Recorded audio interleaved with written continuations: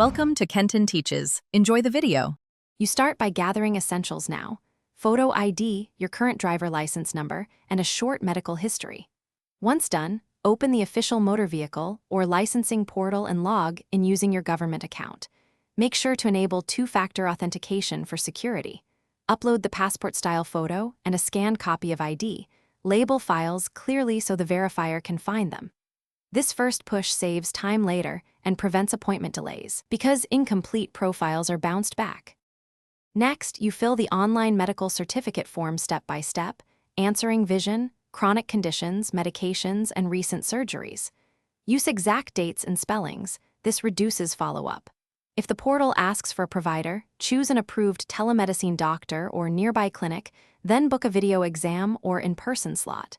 Pay any required fee by card and review the generated summary before submission.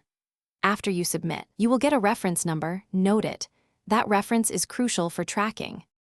Finally, you confirm uploads and submit the request. Make sure the physician or telemedicine provider signs the form electronically and includes a timestamp. Then upload any test results such as vision or cognitive assessments. Once approved, download or print the medical certificate and attach it to your license renewal application. If the system flags an issue, don't panic. Compare the rejection reason, correct the exact field, re-upload the corrected document, and contact the licensing help desk with your reference number. Thanks for watching. Please subscribe if this video was helpful.